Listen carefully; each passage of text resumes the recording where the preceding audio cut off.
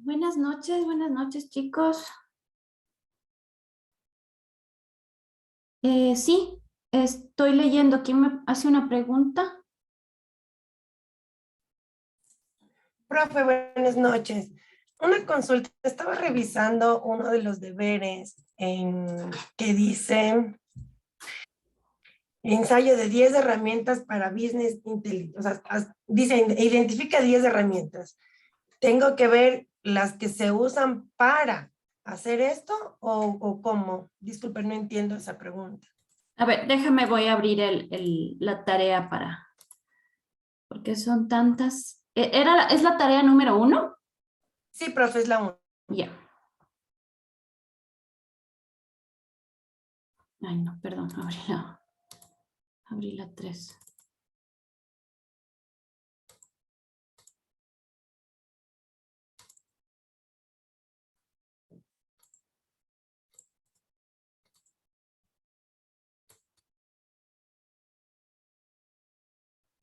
A ver, ¿es la de elabore un ensayo sobre uno de los siguientes temas? Dice así, profe, dice ensayo de 10 herramientas para business intelligence. Identifique las 10 mejores herramientas para el business intelligence. Según su criterio y elabore un ensayo. Así es. Ustedes pueden encontrar varias herramientas, ¿sí? Entonces lo que quisiera es que las identifiquen que las identifiquen y que según su criterio vean cuáles pueden ser las mejores, obviamente leyendo un poco de qué se trata y hagan un ensayo sobre estas 10 herramientas. Ya, profe, gracias. Con gusto. Listo, chicos. Bueno, a ver. Vamos entonces a iniciar. A ver, estoy grabando. Si hay audio, si hay video, perfecto. Entonces vamos, a ver, nos habíamos quedado el día antes de ayer, me parece que fue el lunes, estoy un poco perdida con los días, a ver, habíamos visto, déjenme ver, en lo que es la diferencia entre el data management, perdón, voy a poner en silencio mi celular, si no, no puedo dar clases, perfecto.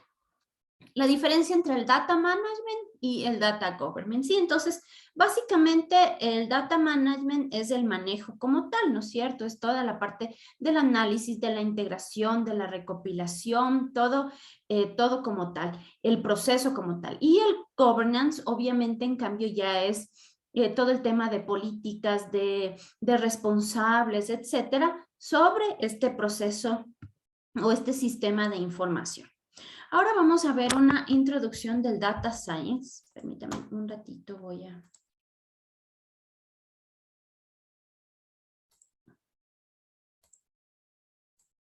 hacerle un poquito más pequeña esta de acá. Ya. Listo, el Data Science es realmente la ciencia, ¿sí?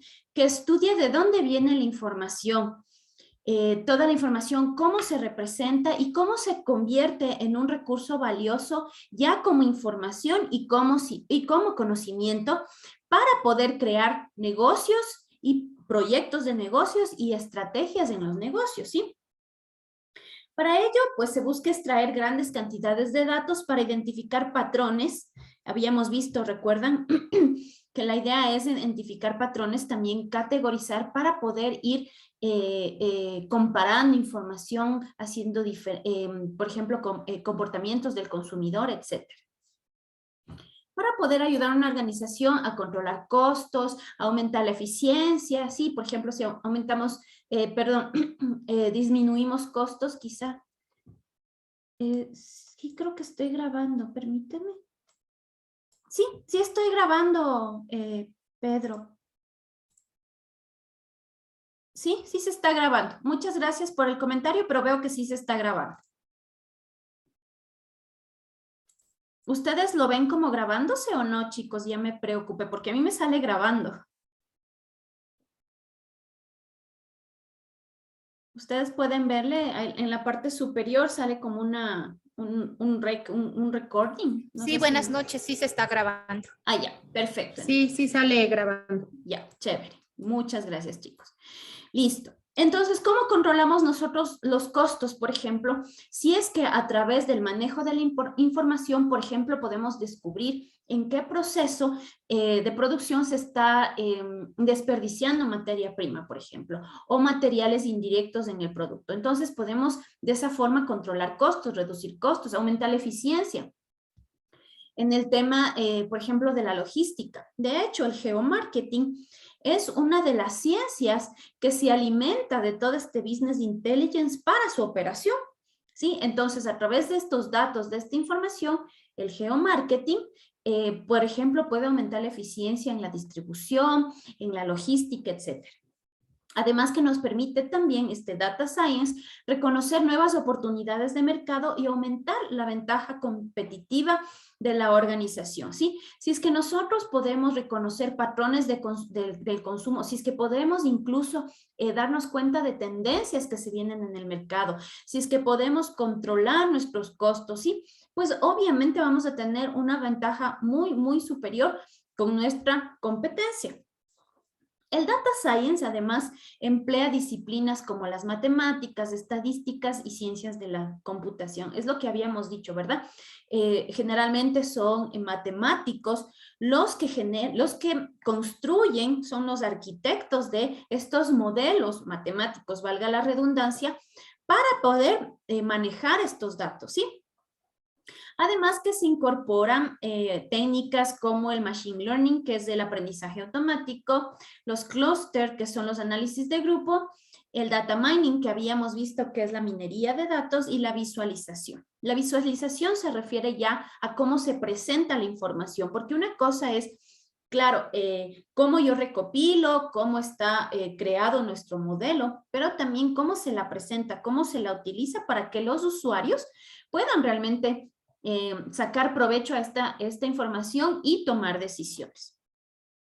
Luego ya vamos con los data scientists, que es la profesión realmente que convierte estos datos brutos en valiosa información comercial, ¿sí? Entonces ya tenemos gente especializada que ya se va generando como una profesión, es una carrera en que la gente ya se prepara en diferentes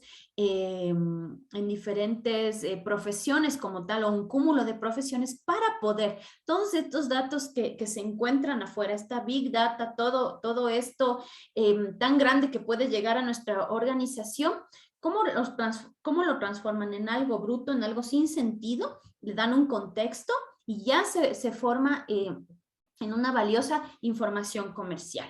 La extracción de datos es el acto de recuperar datos específicos de fuentes de datos no estructurados o mal estructurados para su posterior procesamiento e investigación, ¿sí? Entonces, estos científicos de datos, estos data scientists, lo que hacen es poder extraer estos datos, ¿sí? De estas fuentes que generalmente no están estructuradas, como yo les había dicho. Por ejemplo, estos clics que damos nosotros, que el consumidor da, que todas estas acciones online que la gente está haciendo, pues son datos que no tienen ninguna estructura, son datos que simplemente están pasando. Entonces, lo que hacen estos data scientists, es poder procesar esta información para obviamente poder luego dar datos, estadísticas, etc. Los científicos de datos deben poseer una combinación de habilidades analíticas, de machine learning, de data mining, recuerdan lo que habíamos visto, el data mining, y estadística. La estadística es una de las habilidades más importantes que debe tener el data scientist, y así como experiencia con algoritmos y codificación. Estos ya son temas bastante técnicos, pero que para nosotros es bueno que entendamos que existen estos profesionales a los cuales podemos acudir o los cuales están ahí en una organización para poder convertir toda esta masa de información que no tiene en principio ninguna estructura, que es bruta como tal y que luego tiene un valor para nosotros, ¿sí? Sin embargo, para ser efectivos, los data scientists deben poseer inteligencia emocional, además de educación y experiencia en análisis de datos. ¿Por qué inteligencia emocional? porque a veces pueden influenciar ciertas tendencias o ciertos patrones del data scientist en el análisis de datos, lo cual no puede suceder. El dato, el análisis debe ser con lógica, debe ser válido y según simplemente el contexto de los datos, nada más. Tal vez la habilidad más importante que debe poseer un científico de datos es la capacidad de presentar los conocimientos de datos a otros y explicar el significado de los datos de una manera que se pueda entender fácilmente. Es justo lo que yo les decía, ¿sí? Está bien, los datos pues se procesan, se analizan, ¿sí? Y luego se interpretan. Una persona lo va a interpretar, pero además esta persona que lo interpreta debe tener la capacidad, debe tener la habilidad de poder interpretar de manera de que el resto de usuarios, el resto de personas también puedan hacer uso de esta información. Los data scientists extraen la información digital que está estudiando de una creciente lista de canales y fuentes, ¿sí? Hay muchísimas fuentes de información desde las redes sociales, desde las ventas como tal de los clientes, de los proveedores, temas financieros de la empresa, la economía como tal, la macroeconomía, la microeconomía, son tantas fuentes y canales. Y además también todos estos canales, perdón, se van alimentando a través de equipos que son smartphones, dispositivos de internet, etcétera. Como les digo, redes sociales, encuestas, compras, búsquedas y comportamientos de internet, toda actividad que se realice ahora online va cargando información. Cada segundo se va cargando información de todo lo que hacemos, incluso de esta misma clase.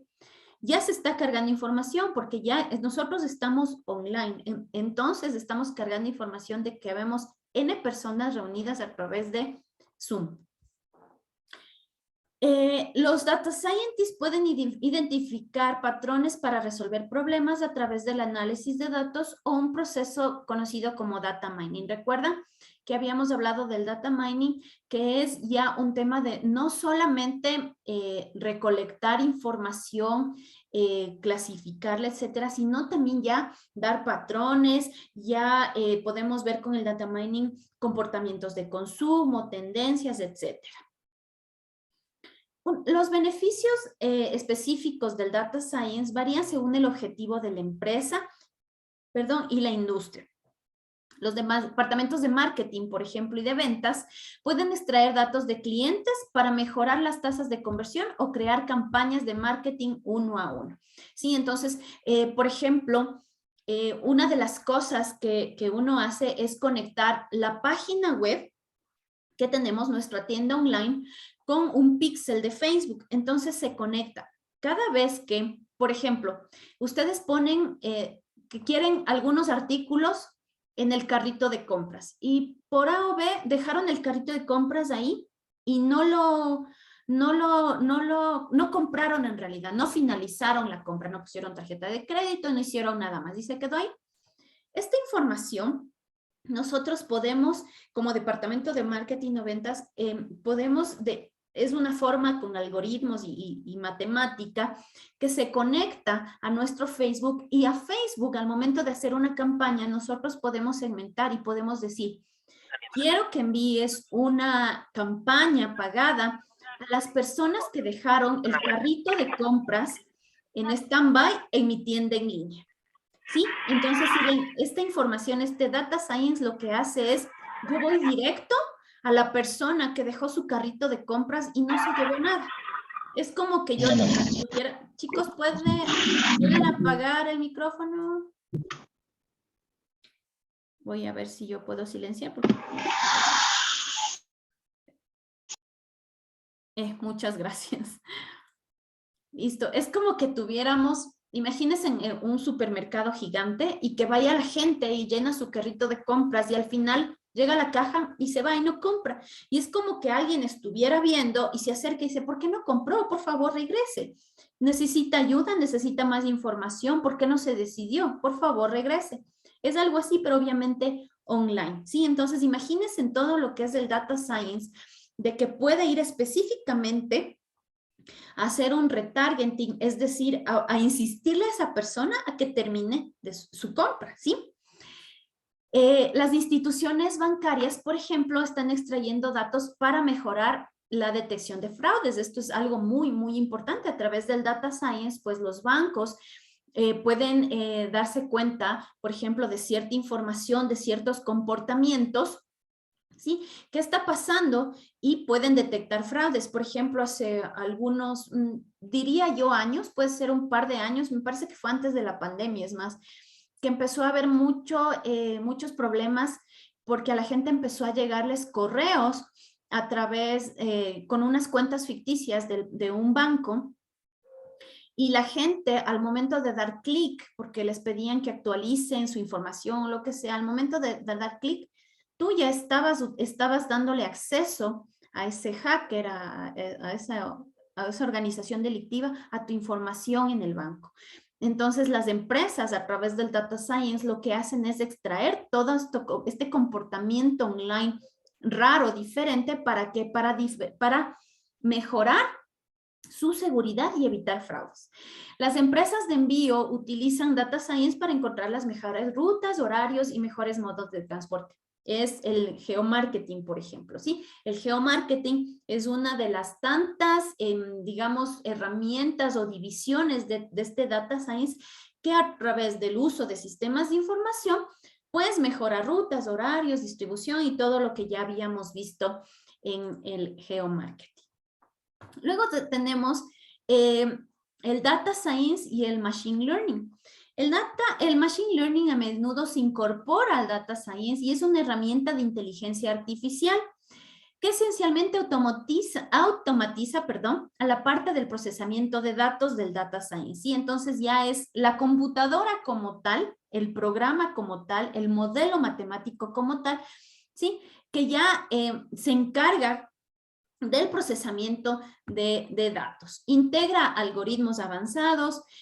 Algoritmos son, como les digo, como modelos matemáticos que, por ejemplo, Instagram, Facebook, todas las redes sociales tienen. Y esos algoritmos van calificando, por ejemplo, el contenido que una empresa publica, van también, por ejemplo, prohibiendo cierto tipo de publicaciones, de fotografías, porque es inteligencia artificial que ya actúa automáticamente, ¿sí? Integra, como les digo, algoritmos avanzados que aprenden por sí solos y pueden procesar cantidades masivas de datos en una fracción de tiempo que le tomaría a un ser humano pues muchísimo tiempo más. Entonces estos algoritmos trabajan muy, muy rápido porque ya han aprendido que tal comportamiento de una página en Facebook no es la adecuada, entonces se va repitiendo ese patrón, ese modelo, entonces la van replicando en el análisis de datos que constantemente cada segundo se van generando. Después de recopilar y procesar los datos estructurados de las herramientas de Machine Learning, llega la hora del Data Scientist. En concreto, es el que interpreta y convierte esta información, estos datos, para que sean útiles para los responsables de la empresa. Entonces, si ven, es el Data Science a través del Machine Learning, a través de estos algoritmos, de estos modelos matemáticos, van a procesar la información, luego el Data Scientist pues la va a interpretar y luego la va a resumir y la va a presentar de una manera visual y entendible a los responsables de quienes deben tomar las decisiones en una organización. ¿Sí? El Machine Learning es una disciplina del campo de la inteligencia artificial, como les había dicho, que a través de algoritmos dota a los ordenadores, a las computadoras, de la capacidad de identificar patrones de datos masivos y elaborar predicciones. Es justo lo que yo les decía. Por ejemplo, les pongo un ejemplo. Cuando una empresa utiliza Instagram, tiene que publicar o hacer publicaciones todas las semanas. Cuando la inteligencia artificial o estos algoritmos de Instagram van analizando y están recibiendo constantemente información outbound, que se llama, es decir, está saliendo, esta empresa, esta página en Instagram está publicando, está publicando, está publicando. Entonces, el algoritmo de Instagram entiende que es una empresa que está activa, entonces te premia, digamos así, constantemente mostrando en el perfil de quienes te siguen o en las noticias de quienes te siguen tu información. Cuando, y eso les digo que me ha pasado por experiencia, cuando por A o B se me han cruzado varias actividades que no deberían pasar, pero por A o B he dejado de publicar 1 o 2 semanas, este algoritmo de Instagram pues te castiga. Entonces, como ya el algoritmo, esta inteligencia artificial se da cuenta que esta página ya no está tan activa como siempre, pues te castiga y deja de mostrar esta información en la página de noticias, en la página principal a tus seguidores, ¿sí? Entonces, más o menos para que vean, esto es una de las tantas, de los tantos ejemplos de estos algoritmos y de inteligencia artificial, pero es para que ustedes vean que no es que una persona está viendo lo que yo estoy publicando o dejo de publicar, sino que esto ya es automático, ¿sí? Entonces ya está identificando estos patrones míos de publicar, no publicar. Perdón, chicos, algo pasó, pero se me fue la clase. No sé si me escuchan bien, por favor, si todos están conectados. Creo que solo me fui yo, ¿verdad? No se fue nadie más. Perdón, chicos, no sé qué fue Sí, lo sí, le que... escucho, Inge. Ya, perfecto, muchas gracias. Sí, no sé qué pasó, simplemente el Zoom desapareció y me quedé hablando. Listo, chicos. Entonces, bueno, como les decía, esto del Instagram, estos algoritmos, entonces, es un machine learning, es como, aprendiendo mecánicamente. Entonces, estos algoritmos han aprendido mecánicamente a actuar. Por ejemplo, si ustedes tienen publicaciones que tienen mucha interacción, también los algoritmos de Facebook o de Instagram también se dan cuenta y dicen, esta persona está compartiendo información que hace que la gente interactúe, que le interese. Entonces, yo considero, esta inteligencia artificial considera o la cataloga mi página como una página que está constantemente dando contenido de valor y también me premia, muestra más mi contenido a la gente. Entonces, es así como funcionan estos algoritmos, ¿sí? Las técnicas de aprendizaje automático o este machine learning son de hecho una parte fundamental del Big Data, ¿sí? Entonces, todo esto está entrelazado, es decir, el Big Data, toda esta información, todo el Machine Learning, pues es de estos algoritmos que se encargan de manejar toda esta Big Data que tenemos y que va alimentando, ¿sí? Tenemos algunos, perdón un ratito que quiero un poco minimizarles, si no puedo ver, listo. Tenemos algunos algoritmos de Machine Learning y se dividen en 3 categorías, siendo las 2 primeras las más importantes o las más comunes. El aprendizaje supervisado. Estos algoritmos cuentan con un aprendizaje previo basado en un sistema de etiquetas asociadas a unos datos que les permiten tomar decisiones o hacer predicciones. Por ejemplo, es un detector de spam que etiqueta un email como spam. Entonces, ya el algoritmo ya le califica a determinado comportamiento, ya sea de la empresa, de la organización o de un cliente o de la competencia o lo que sea, como un comportamiento raro, diferente, o que simplemente es un comportamiento normal que ya permite tomar decisiones. Entonces, ustedes pueden etiquetar, no sé si se han dado cuenta, ustedes pueden etiquetar a diferentes correos que les llega, estos correos masivos, como un spam. Entonces, no es que cada vez que llega ustedes tienen que moverle a la carpetita de spam, no, ya es automático, porque ya ha aprendido, ya tiene una etiqueta de que esta dirección para mí es un spam. Cada vez que me llegue, me la mandas al correo. O a veces también no necesariamente puede que uno le etiquete como spam, sino que ya el algoritmo lo considera como tal porque se dan cuenta de que es un comportamiento que viene desde, qué sé yo, desde un computador, qué sé yo, lejano, desde un servidor lejano, de que envía correos masivos a millones de personas, de que no tiene un texto coherente, de que tiene, no sé, un asunto también incoherente, de que tiene un link que no lleva a ninguna página. Entonces, estos algoritmos ya identifican todo este comportamiento raro y toman la decisión de ponerle como spam, ¿sí? El aprendizaje no supervisado son algoritmos que no cuentan con un conocimiento previo. Se enfrentan al caos de datos con el objetivo de encontrar patrones que permitan organizarlos de alguna manera. Por ejemplo, en lo que es el marketing se utiliza para extraer patrones de datos masivos provenientes de las redes sociales y crear campañas de publicidad altamente segmentadas, ¿sí? Entonces, como les digo, todo esto se va entrelazando, todo lo que nosotros hacemos online se va creando, va generando datos cada segundo. Entonces, el comportamiento que tengamos nosotros online va a crear patrones y con estos patrones se va a crear intereses. Entonces, va a haber gente que esté interesada en restaurantes, no sé, de comida italiana en el norte de Quito. Entonces, ya se está creando un patrón. Entonces, cuando yo, por ejemplo, veo quiero hacer una campaña de redes sociales, pues voy a crear una campaña con el segmento de personas interesadas en restaurantes italianos, ¿sí? Porque ya se creó un patrón, ya se creó un interés, ¿sí? Y todo esto se va alimentando, obviamente, por todo lo que vamos haciendo nosotros en el tema online. Permítanme, chicos, voy a tomar una captura de la clase porque tengo que enviar. Denme un minutito, por favor.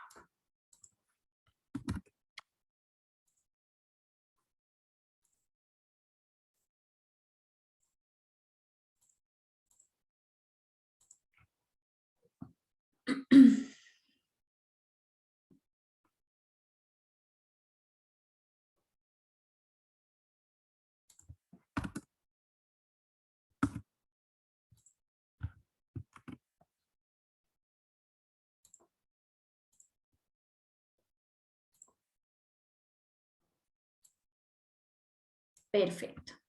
Sí, entonces como ustedes ven, todo lo que nosotros vamos haciendo va generando datos, se la procesa, se hace información y se hace luego conocimiento para que las empresas, las organizaciones, pues al final traten de vender de alguna manera o obviamente reducir costos y bueno, todo lo que hemos hablado.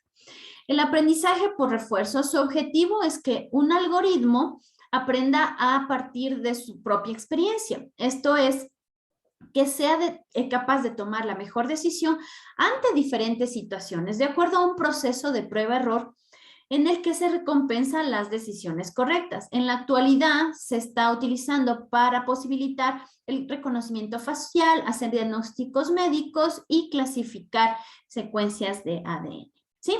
Entonces, con esto, chicos, esto es este aprendizaje por refuerzo ya es un tema un poco más, es menos común porque ya es un tema mucho más científico y aplicado a temas de investigaciones, bioquímicas, biológicas, de medicina, etcétera. Generalmente, y en nuestro caso, que es el tema comercial y de marketing, pues nos interesa entender los dos primeros, ¿sí? Listo, chicos, con esto hemos terminado la unidad número 2 y ahora vamos a pasar a la unidad número 3, donde ya vamos a ver el tema, por ejemplo, de sistemas de bases de datos, ¿sí? ¿Qué es un sistema de bases de datos? Un sistema gestor de bases de datos. Gestor es el que administra, el que maneja, ¿sí? Es un conjunto de programas que permiten, programas me refiero a software, ¿no?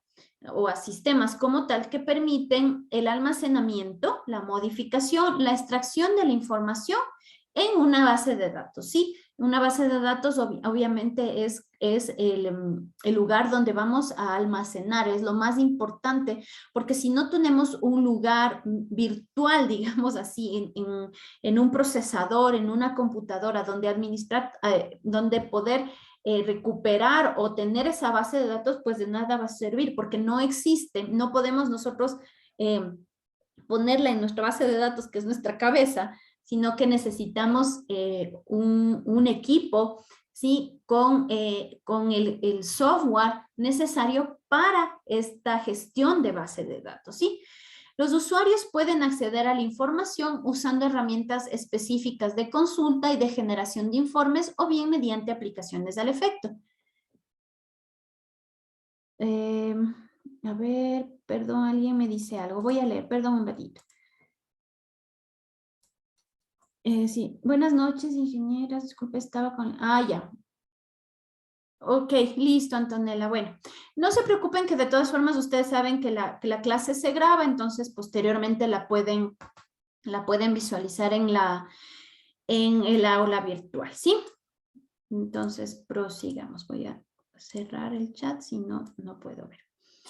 Listo, entonces es así de fácil. Por ejemplo, ustedes, no sé, las personas, por ejemplo, que estén en ventas, pueden fácilmente ingresar a la base de datos de la empresa, obviamente a los módulos que les competa y pueden ver, por ejemplo, si es que están en ventas, las ventas del primer trimestre del año 2020 y las del 2021 y comparar con lo que está sucediendo.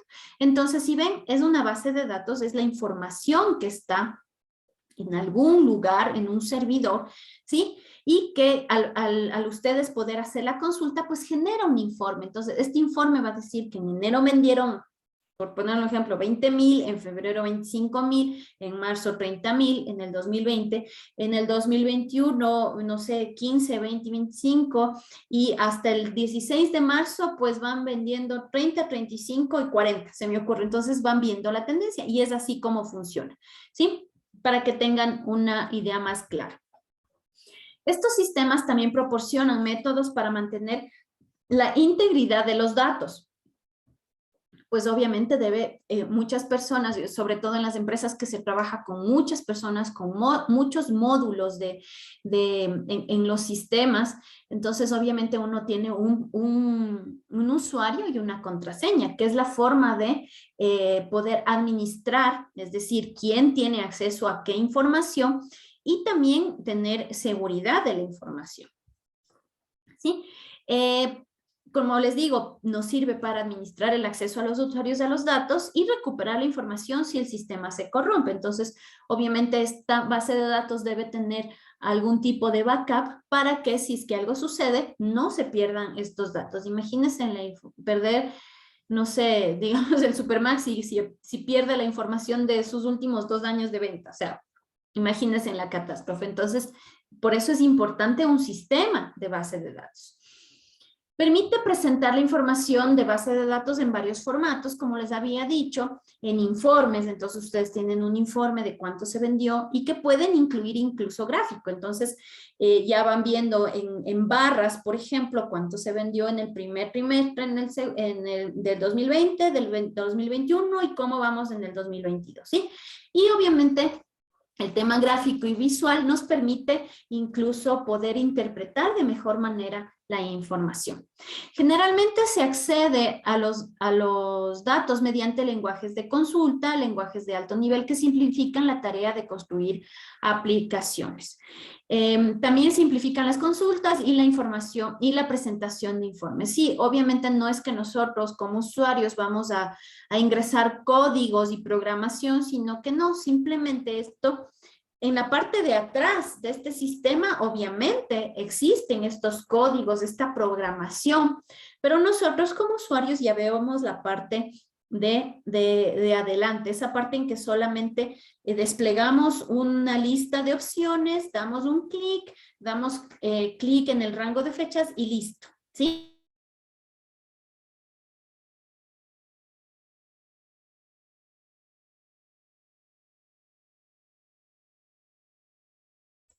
Perdón, chicos, parece que mi internet es el que no está muy bien, por eso se me desconecta el Zoom.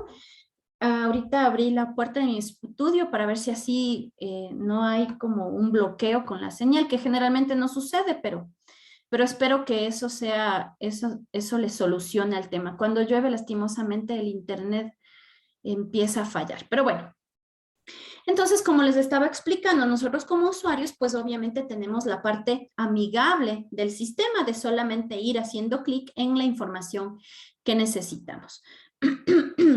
Los modelos de datos más populares actualmente es el uso de datos relacionales, ¿sí?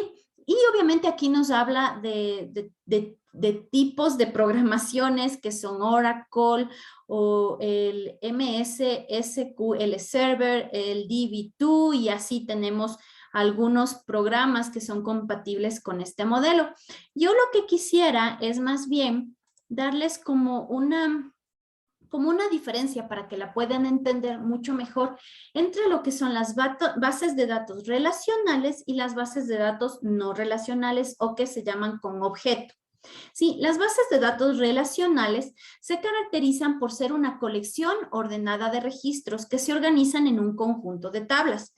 Estas tablas se relacionan entre sí, dando lugar a una base de datos donde se pueda acceder a los datos y volver a montarlos de diferentes maneras sin tener que reorganizar las tablas, ¿sí? Entonces, por ejemplo, en estos datos relacionales, por ejemplo, en mi empresa, sí, yo tengo una base de datos relacionales. ¿Por qué? Porque todos mis datos se relacionan, valga la redundancia, entre sí. Por ejemplo, yo tengo mi base de datos de todas las compras que he hecho a mis proveedores, ¿sí? Todos los ingresos que yo he tenido de diferentes productos, de qué proveedores y cuál ha sido su costo.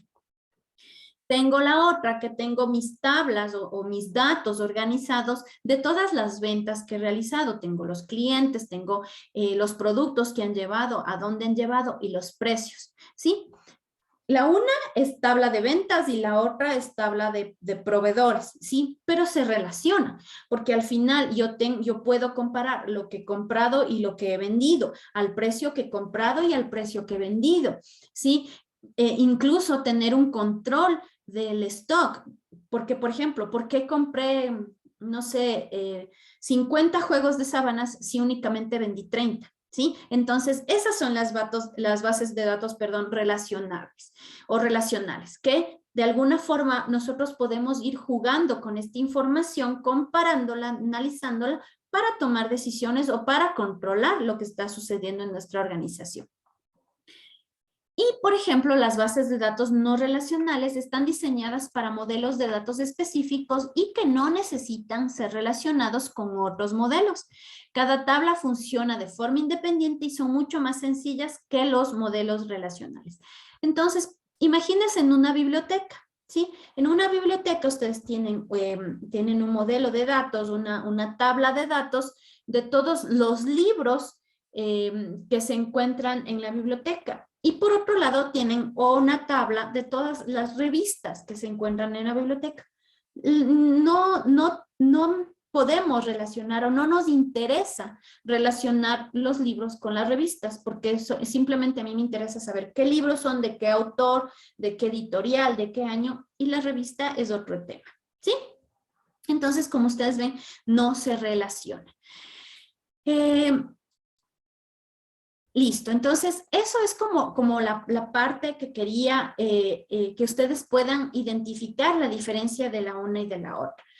Yo entiendo nuestra carrera, y me pongo también, yo también soy de marketing, yo soy ingeniera en marketing, entonces posiblemente yo no llegue en algún momento, o quizá ustedes no lleguen o no les interese, o si es que lo hacen mucho mejor, realmente a crear estas bases de datos, a ser estos arquitectos de las bases de datos, estos creadores de las bases de datos, programar bases de datos, porque no es lo suyo, no es su competencia. Pero sí es importante que entendamos cuál es la una y cuál es la otra para poder saber cuál es la que más me conviene a mí, a mi organización, a mi departamento, etcétera. ¿Sí? Perfecto. Y ahora vamos con las técnicas de análisis de datos, ¿sí? Nosotros tenemos, por ejemplo, en marketing tenemos la investigación de mercados. Para nosotros realizar una investigación de mercados tenemos que saber muy bien cuáles son las técnicas de análisis de datos, ¿sí? Porque si no definimos bien cuál va a ser la técnica, si es que va a ser cuantitativa o cualitativa, pues no podremos seguir con el proceso de la investigación y al final no vamos a tener los resultados que necesitamos, ¿sí? Las técnicas de investigación cuantitativa son las más populares gracias a que permiten contabilizar, cuantificar, contar características, atributos, elementos, comportamientos de los individuos con el objeto de respaldar o refutar una hipótesis, ¿sí? Por ejemplo, recuerdan que yo les había dado el ejemplo del geomarketing de que yo tengo una fábrica de telas, ¿sí? Yo ya me lancé, mis clientes son las fábricas que hacen todo lo que es lencería para el hogar. Y ahora yo como empresa quiero abarcar otro mercado, que son los almacenes de telas. Pues bueno, voy a hacer una investigación de mercados. Y yo tengo una hipótesis, y la hipótesis me sugiere que existe un nicho de mercado o existe una demanda latente en el tipo de tela bramante de color negro. Les estoy poniendo un ejemplo. Esa es mi hipótesis. Con la investigación de mercados, yo voy a saber si es que esa hipótesis que yo tengo por mi conocimiento del mercado, por datos previos que he tenido, por la tendencia, yo puedo refutar o afirmar que esa hipótesis está correcta a través de una investigación cuantitativa en este caso, ¿sí? Características de las tendencias de la investigación cuantitativa. La cuantitativa obviamente utiliza números, es lo lógico, lógicas como tal y análisis de datos, con el objetivo de crear teorías sobre un fenómeno de investigación. Entonces, la teoría es obviamente esta hipótesis que yo estoy planteando para mi investigación. Entre las características más importantes de la técnica de investigación cuantitativa, tenemos que son instrumentos que se encuentran establecidos y estructurados para realizar un proceso de recolección de datos específicos, ¿sí? Entonces, yo ya sé qué instrumentos voy a utilizar. Va a ser una encuesta, va a ser una entrevista. Ya está establecido y está estructurado. Ya tengo las preguntas, ya tengo las respuestas, ya tengo cómo les voy a analizar, ¿sí? Estas técnicas se aplican a muestras de gran tamaño, ¿sí? Entonces, por ejemplo, digamos, se me ocurre a mí que existen 1000 tiendas de telas en la ciudad de Quito. Entonces, es una muestra bastante importante. Entonces, yo puedo aplicar mi investigación de mercados a esta prueba, a esta muestra, gracias a una investigación cuantitativa. Son técnicas que pueden replicarse ya que son confiables. Entonces, quizá mañana ya avancé con mi proyecto de vender a los almacenes de tela y ahora quiero vender al consumidor final. ¿Sí? Entonces, puedo replicar esta misma investigación o los patrones generales de esta investigación a este nuevo proyecto que tengo porque es confiable. Los datos recolectados son numéricos y estadísticos, los cuales pueden organizarse en tablas y cuadros. Entonces, por ejemplo, una de mis preguntas en mi encuesta va a ser, ¿cuántos rollos de tela negra bramante usted vende? Entonces, a mí me van a decir 20, me van a decir otra 1, lo que sea. Yo, como son numéricos, pues puedo combinarlos, hacerlos estadísticos y luego organizarlos en gráficos, en cuadros y presentar la información, ¿sí?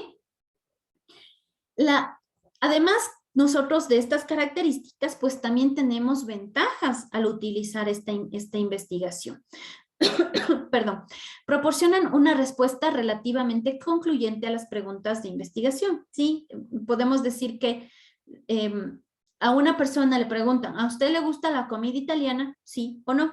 Entonces tengo de mi muestra de 1000 personas, el 90% me dijo que sí, el 10% me dijo que no. Es una respuesta relativamente concluyente. Puedo decir realmente que sí, que a la mayoría le gusta y a una muy poca minoría no le gusta. Entonces es concluyente, saco una conclusión.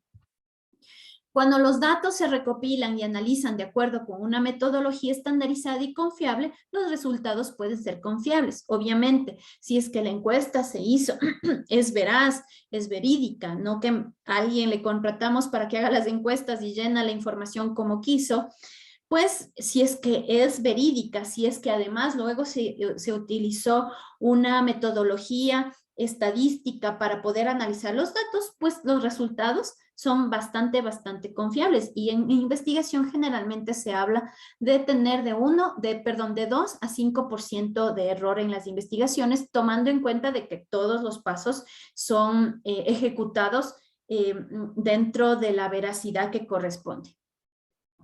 Con tamaños de muestra estadísticamente significativos, los resultados se pueden generalizar a todo un público objetivo, ¿sí? Entonces, pensemos que vamos a abrir este restaurante, ya, de comida italiana. Entonces, mi objetivo es la ciudad de Quito.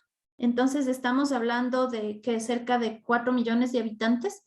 Entonces, son 4 millones de habitantes. Obviamente yo no puedo hacer una investigación a 4 millones de personas. Voy a tomar una muestra y mi muestra va a ser de 1000, ¿sí? Entonces, cuando yo tenga estos datos y pregunte, ¿a usted le gusta la comida italiana? Y el 90% de esos 1000 me dijeron que sí, yo lo puedo aplicar y lo puedo generalizar que el 90% de la población de la ciudad de Quito le gusta la comida italiana, ¿sí? Porque lo estoy haciendo cuantitativamente. Entonces puedo, con tamaños de esta muestra estadística que es significativa, pues puedo aplicar a este grupo mayor de la población, a este universo. Permite resumir los diferentes canales de información para realizar comparaciones entre categorías y tiempo, y además los investigadores evitan el sesgo de los resultados, ya que mantienen una distancia de la muestra de estudio y utilizan técnicas computacionales aceptadas, ¿sí? El investigador, si a él no le gusta la comida italiana, pues no va a poner que a nadie le gusta, ¿sí? Evitamos ese sesgo completamente porque los resultados están ahí. El resultado es analizado y utilizado, y es analizado y se utilizan estas técnicas, estos modelos matemáticos, estadísticos, computadoras, etcétera, para poderlas analizar, interpretar y arrojarnos datos, ¿sí? Para poder nosotros, existen además, ¿sí? En las técnicas de investigación cuantitativa, diferentes tipos de muestreo, ¿sí? ¿Qué es el muestreo? Pues tomar, como les estaba diciendo en el caso de la ciudad de Quito, una pequeña porción que representa, ¿sí? A nuestro universo total. Entonces, ¿cómo yo defino o cómo yo selecciono cuál va a ser el componente de mi muestra que yo sepa o que yo entienda que puede ser realmente la representación de todo este universo? Pues existen diferentes tipos. Uno que es el muestreo probabilístico. El muestreo probabilístico permite recolectar información de la muestra seleccionada de forma aleatoria, lo cual evita el sesgo de la investigación. Entonces, se puede hacer a través de modelos matemáticos o de uso de programas o cosas así, en que uno pues va tomando aleatoriamente los componentes de la muestra. Entonces, por ejemplo, mi universo va a ser las personas que viven en Quito y vamos a dividirlas en el norte, en el sur, en el centro, etcétera. Y vamos a tener personas de 18, qué sé yo, de 18 a 30 años, de 30 años a 40, de 40, etcétera. Sí, entonces vamos dividiendo a los componentes de mi universo y a través del muestreo probabilístico, pues vamos seleccionando a las personas al azar que van a componer a mi muestra, ¿sí? Entonces habrá una persona de 18, una de 30, una de 40, 50 de 60, etcétera, ¿sí? Es aleatorio. Entonces se evita el sesgo porque yo como investigador no estoy seleccionando, no estoy aplicando mi criterio para coger esa muestra, ¿sí? Además, nosotros tenemos dentro de este muestreo probabilístico, tenemos el aleatorio simple, que es como que es así, tal cual es el que les había dicho en un principio, ¿sí? Que es simplemente en el grupo demográfico, por ejemplo, la ciudad de Quito, cualquier persona va a ser parte de nuestra muestra de estudio, ¿sí? No vamos a dar parámetros de que tienen que haber 20 personas de tal edad, 20 personas que vivan en el sur, 20 personas que vivan, no. Simplemente todas las personas pueden ser objeto de participar en esta muestra de estudio. El muestreo sistemático consiste en seleccionar un grupo demográfico y añadirlo a la muestra. Sin embargo, la primera unidad debe ser elegida al azar. Entonces aquí ya vamos a seleccionar, ¿sí? Ya vamos a decir, ok, a ver, la primera, bueno, al azar, no importa la que sea. Pero luego sí ya debe haber un sistema. Ok, al azar salió que eso es una persona del sur. Bueno, ok, ya tenemos una persona del sur. Ahora sí, sistemáticamente, ordenadamente, vamos, o se me ocurre una, o 10 o 15 personas en el sur. Y luego sistemáticamente, ordenadamente, vamos a coger 100 en el valle, vamos a coger 150 en el centro norte, 150 en el norte, 200 en el centro, etcétera. Entonces ya va teniendo un sistema, ¿sí? Y la tercera es el muestreo estratificado, que permite elegir cada unidad de un grupo específico de la audiencia objetiva durante la creación de la muestra. Entonces, aquí ya es mucho más específico. Yo ya digo y ya doy parámetros y digo, a ver, mi muestra, la ciudad de Quito voy a dividirla en centro, centro norte, norte, sur y valles. Tengo 5. Entonces, dentro de estos 5 grupos, yo voy a ir creando la muestra. Entonces, en proporción, el sur, digamos que es más grande. Entonces, aquí voy a tener 250 personas para encuestar. Y de estas 250 personas, tienen que ser el 50% entre 30 y 50 años, ¿sí? Entonces ya voy armando como haciendo más estratificado, es decir, con ramitas, los componentes de mi muestra, ¿sí? Y por último, chicos, no es por último, porque aún falta un montón de esto del tema de la base de datos. Yo voy a pedir a ver si me ayudan, ya sea dando una hora más de clases o yo grabando una hora más de clases para que la puedan subir y poder continuar con la clase, porque sí, de este tema sí nos falta bastante y solo nos quedarían, y nos queda todavía la unidad 4 y 5. Entonces voy a ver si es que pido una hora más, ya sea como les digo, dándoles clases a ustedes, o yo grabándome y luego para que la suban, ¿sí? Listo, chicos, no sé si tienen alguna consulta acerca de lo que hemos visto el día de hoy. Está claro, el tema de la investigación, el tema de los métodos cuantitativos es bastante interesante, pero sí puede ser un poco confuso en un principio. Entonces, quisiera saber, chicos, si es que tienen alguna inquietud, alguna pregunta.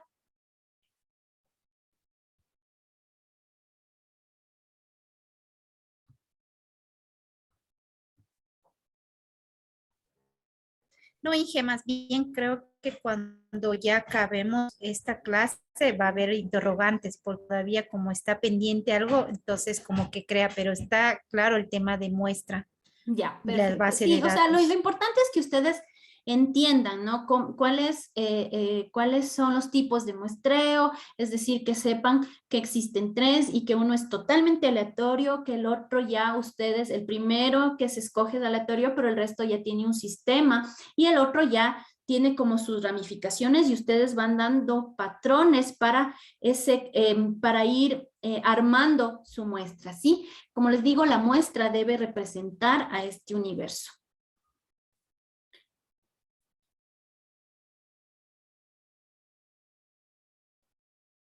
¿Alguien más? Buenas noches, profe.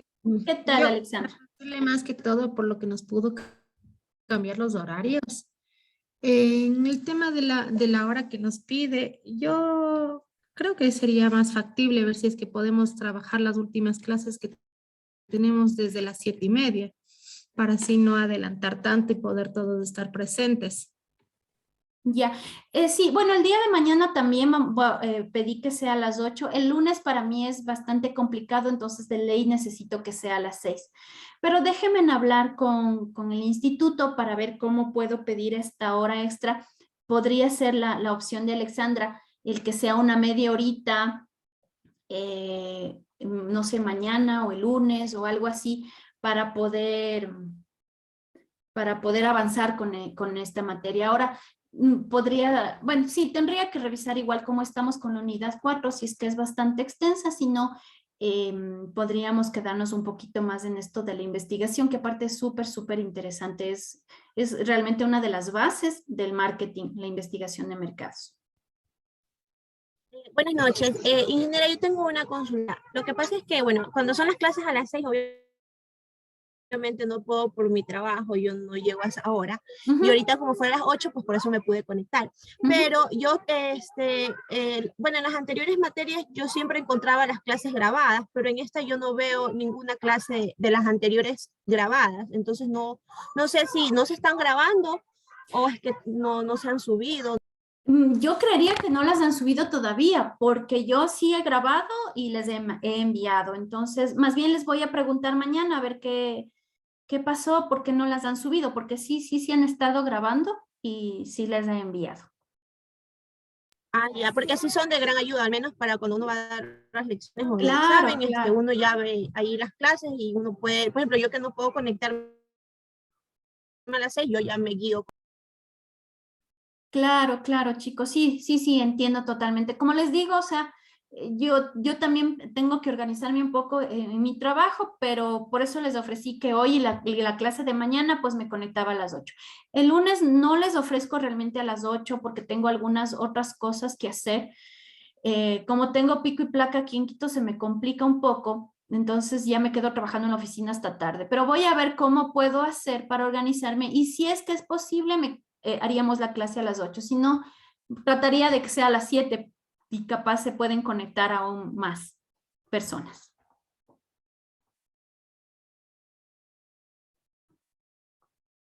Listo, profe, gracias. Igual mañana nos avisa o cómo nos ponemos en contacto con ustedes si es que le dan la prórroga para poder ingresar mañana más temprano.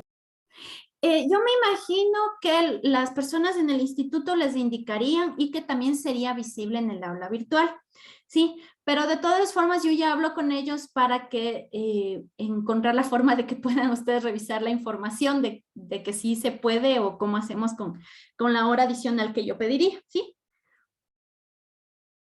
Perfecto, gracias. Ya, listo, Alexandra, no hay problema. Entonces, en eso quedemos, chicos. Yo pido al instituto de que les comuniquen cómo haríamos con esta petición que quiero hacer de una horita más de clases para poder avanzar con toda la materia, ¿sí?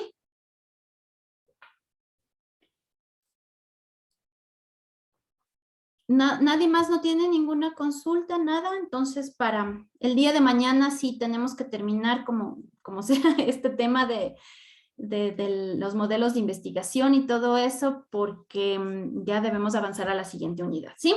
Listo, chicos, entonces les deseo una linda noche y nos estaríamos viendo el día de mañana de igual forma a las 8 de la noche. Gracias, dije. Hasta mañana. Ya hasta mañana, un gusto, chao. Gracias. Hasta mañana. Hasta mañana, dije, gracias. Hasta mañana. Gracias, chao.